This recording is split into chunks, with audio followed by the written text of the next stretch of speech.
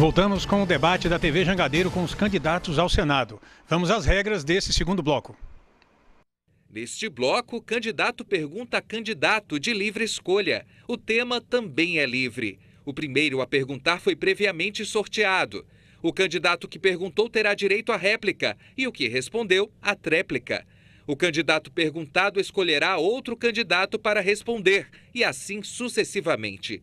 O candidato não poderá escolher para responder quem, neste bloco, já tenha sido perguntado. O último candidato a responder deve dirigir a pergunta ao primeiro candidato sorteado neste bloco para perguntar. A pergunta será de 30 segundos, resposta de 1 minuto, réplica e tréplica de 30 segundos. Muito bem, sorteio realizado previamente. Quem primeiro fará a pergunta ao candidato de livre escolha é Eduardo Girão. Quem o senhor escolhe para responder? Lembrando que o candidato tem 1 minuto tem 30 segundos para perguntar e o candidato que responde 1 minuto.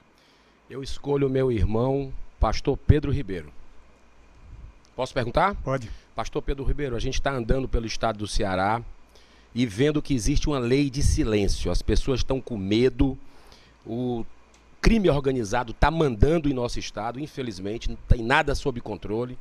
E eu queria perguntar ao senhor, o que é que o senhor pensa desses projetos de lei que estão lá em Brasília, tanto no Senado quanto na Câmara, para liberar as drogas, especialmente a maconha, tendo em vista o caos que já existe, ainda tem gente querendo propor esse tipo de lei.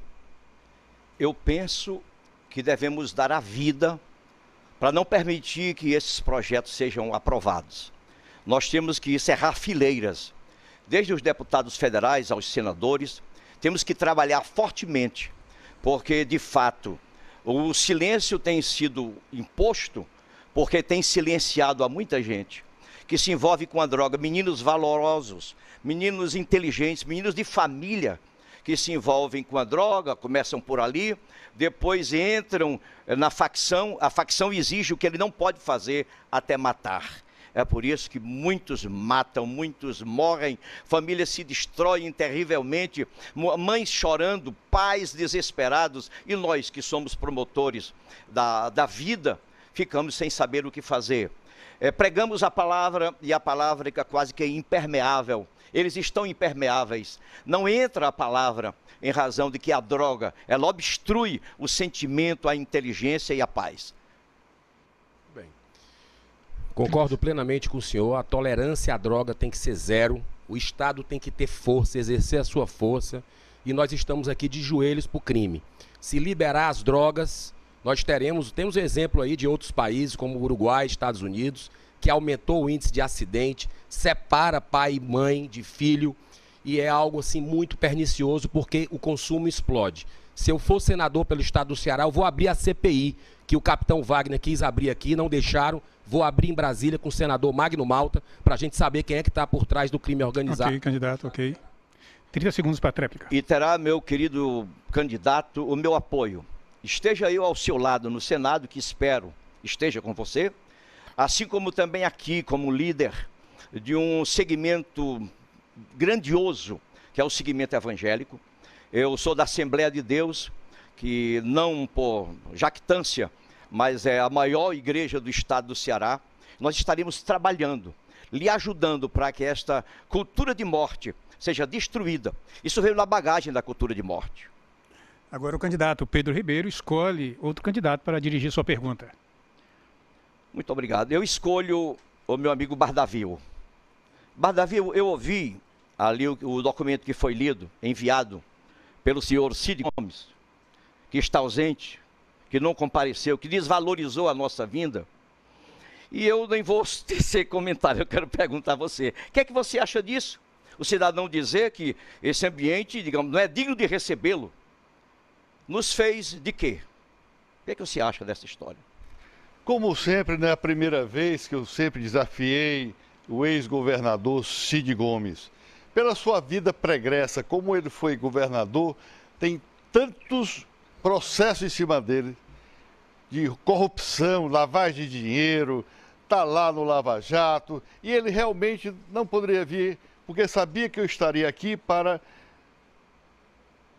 mostrar o quanto ele fez mal para o Ceará. Eu queria fazer uma pergunta, já que ele não está aqui, mas eu acho que todos têm a curiosidade de saber. Senhor Cid Gomes, o dinheiro que recriminam e dizem, incriminam o senhor que o senhor tirou dos cofres públicos, o senhor, por acaso, investiu em juízes, embargadores, em deputados estaduais, federais, senadores? Ou será que o senhor está guardando esse dinheiro para comprar votos dessa eleição? Eu pergunto se o senhor é capaz de me responder isso. 30 Meu segundos caro para Bardavi, eu corroboro com as suas colocações, dizendo quanto estou perplexo em observar que todo cearense conhece a história do Cid.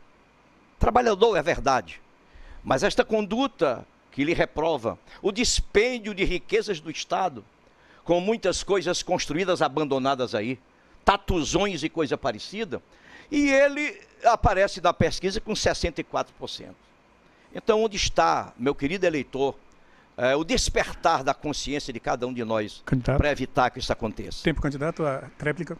Ora, com certeza esses institutos de pesquisas, como é sabido por toda a população brasileira, são compradas. E quem sabe foram pagas com dinheiro que foi retirado dos cofres públicos. Com certeza esse instituto de pesquisa não representa a vontade popular. Isso é ledo engano. Eleitor, não se engane com essa corrupção, com essas coisas que aparecem por aí, porque são compradas para parecer bem para vocês. Muito bem, o candidato agora, quem o senhor escolhe para perguntar? Eu vou escolher a minha amiga deputada, doutora Mayra. Doutora Mayra, o que é que a senhora tem que me dizer sobre a saúde, sobre esses contratos que a Prefeitura e o Governo do Estado fazem ou fizeram e continua sem o governo explicar por que existe corrupção lá dentro? Bardavi, eu acho que qualquer uma das pessoas que estão nos assistindo agora e que já tem experimentado o sistema público de saúde no estado do Ceará, sabe que isso representa um sofrimento para ela própria e para suas famílias. Não é possível que a gente possa continuar tendo governantes que não priorizem uma área essencial que é a saúde. Pessoas morrem hoje nos corredores de hospitais públicos do estado do Ceará. E no interior, na minha caminhada pelos 184 municípios, a situação ainda é mais dramática. Existem pessoas que sequer conseguiram acesso aos hospitais públicos ou mesmo a uma consulta num posto de saúde. Então, é preciso que nesse momento em que o povo do estado do Ceará vai ter a possibilidade de escolher, que eles estejam atentos, que a gente eleger pessoas que são coniventes com esse descaso na saúde é a gente cometer um crime, é ser corresponsável pelas mortes que acontecem hoje nesse estado. Ora, no governo passado, o senhor Cid Gomes, hoje candidato a Senado, ele colocou o irmão dele, candidato a presidente da República, Ciro Ferreira Gomes, como secretário de Saúde. Olha o que ele deixou, muito pior do que está hoje. As pessoas continuam sendo atendidas nos corredores, deitados no chão, com falta de remédio médico, e fizeram grandes obras para poder se beneficiar de dinheiro, comissão. O que nós estamos colocando aqui, Bardavi, a população do Ceará sabe, os jornais estão noticiando, nós voltamos a ter aumento da mortalidade infantil, nós voltamos a ter aumento da mortalidade materna.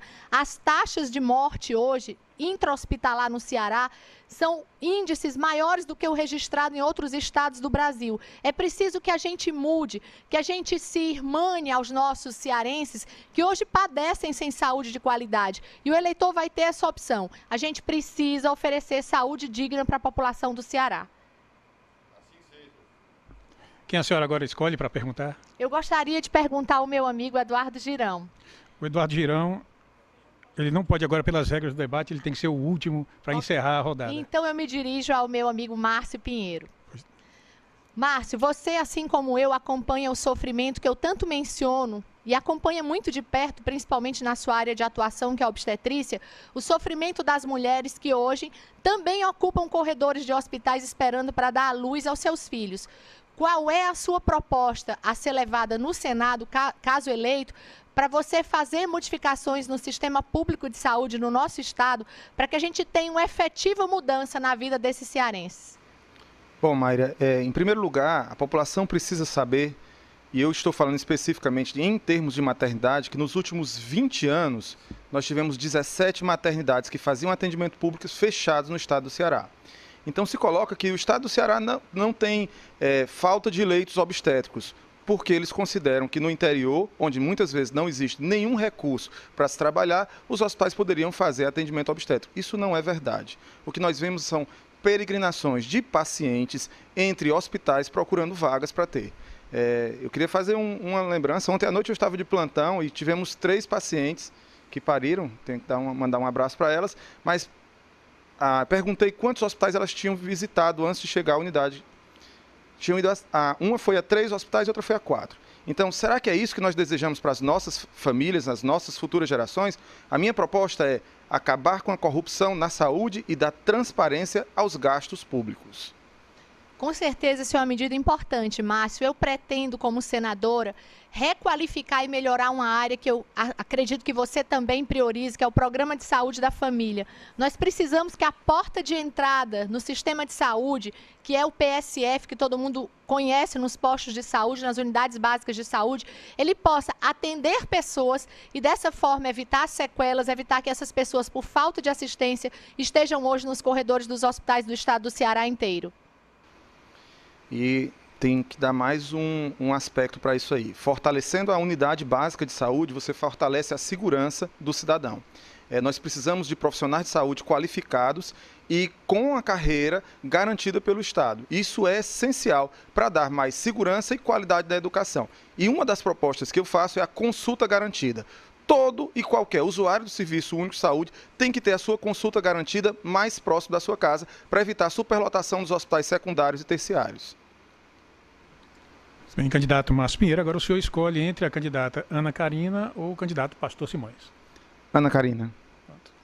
Ana Carina, eu vim do interior, tenho uma trajetória, os meus pais são professores da rede pública de ensino, estão aposentados, e o que eu observo desde a minha época mais tenra, onde eu estudei em escolas públicas, é que há um sucateamento inexorável da qualidade do ensino.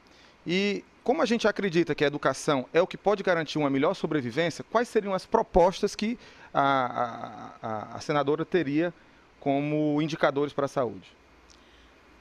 Desculpa, para a educação. Bom, eu já havia falado que uma das minhas principais bandeiras é a defesa da educação pública de qualidade, desde quando sou estudante universitária e milito no movimento estudantil.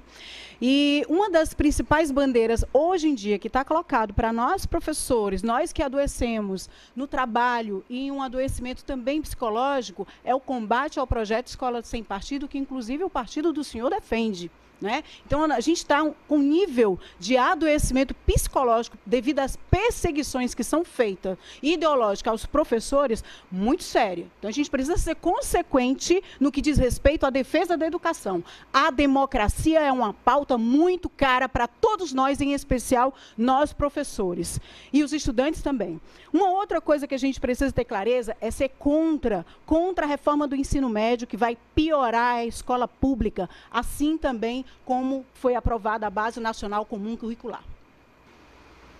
Professora, a pauta de escola sem partido nós defendemos porque a escola é um ambiente de crescimento e educação. O que acontece é que há uma doutrinação dentro das escolas com ideologias de esquerda. Isso já acontece de longa data. Isso independente de ser em escolas públicas ou privadas. Se nós chegarmos em qualquer escola, professores de filosofia, história, sociologia, sempre vão colocar um viés ideológico no seu ponto de vista. Quando a gente fala escola sem partido, é sem partido para a direita ou para a esquerda. Bom, doutor Márcio, não é assim que eu compreendo, porque, inclusive, vocês que elaboraram esse projeto são de partido e partido de direita. Então, quer dizer que de esquerda não pode, a ideologia de esquerda não pode, que é para a classe trabalhadora, mas de direita pode? Então, o senhor está defendendo uma escola de partido, e de partido de direita. Então, a gente precisa deixar as coisas bem claras aqui entre nós. É com partido ou sem partido? Bem, agora a candidata pode dirigir uma pergunta ao candidato Pastor Simões. Sobrou só o Simões, né? É. Então, Simões, nós do PSOL, nós temos pautas muito caras, que é a defesa da vida das pessoas. Eu sei que você tem um trabalho belíssimo que vai aí de encontro à defesa da vida dos jovens, dos adolescentes. Eu queria saber, você como senador, o que você fará em defesa da vida dos jovens e adolescentes aqui no estado do Ceará? Primeira coisa que eu queria me dirigir agora aos profissionais de segurança pública. Aqueles que dizem, por exemplo, que amam a polícia, não fazem absolutamente nada por ela. Nós vamos acabar, vamos dar fim às prisões administrativas do policial militar e dos bombeiros. Primeira coisa que nós vamos fazer, nós vamos acabar com isso, porque é uma vergonha que um trabalhador da segurança pública seja preso administrativamente por até 30 dias sem direito à defesa.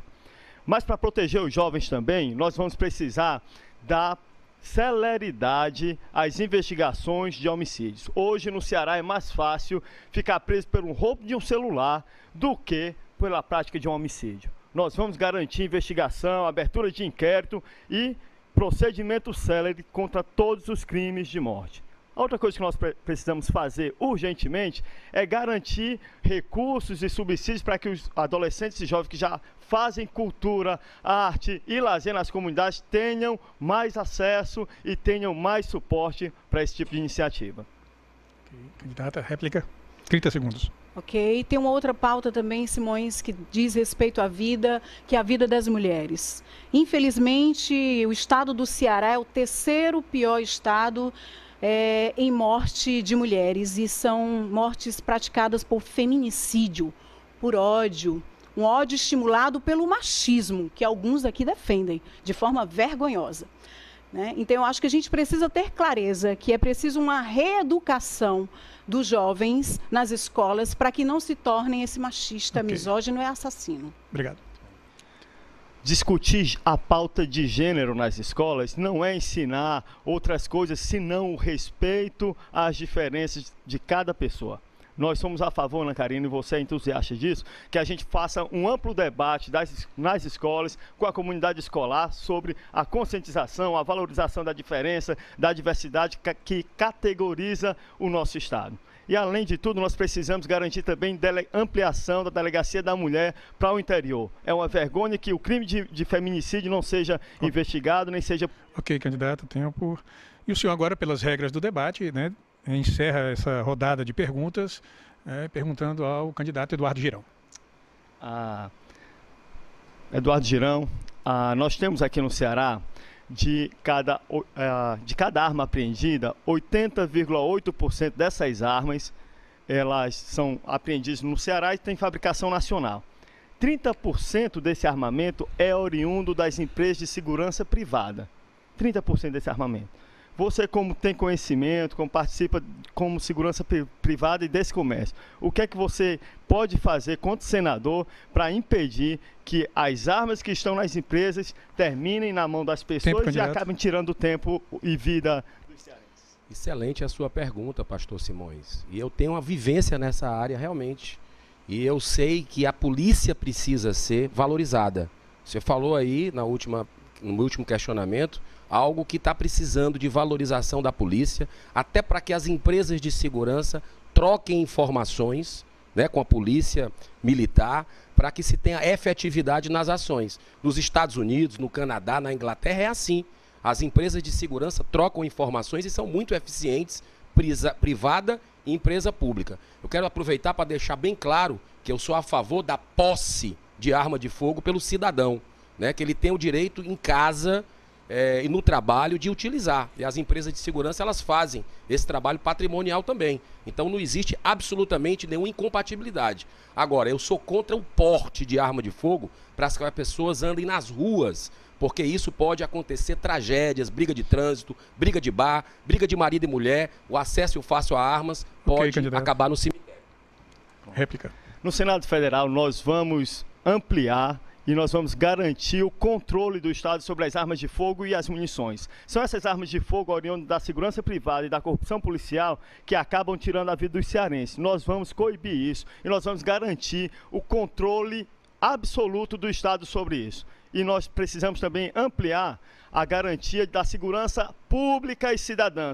Segurança é um direito público e não pode ser um produto que a pessoa compra e só tem quem pague por ela. Ok, é muito importante que se deixe claro que hoje a gente vive aqui no estado do Ceará um caos por falta de autoridade, falta de moral aqui do nosso governo, infelizmente. A verdade tem que ser dita, tem que ser entregue com amor, e eu tenho procurado fazer esse bom combate por onde passamos. O estado do Ceará não é terra de sombra e de escuridão. Aqui é terra da luz, terra de um povo libertário. E nós vamos dar a volta por cima, porque chegou a hora da renovação. Chegamos ao fim desse segundo bloco. TV Jangadeiro nas eleições 2018.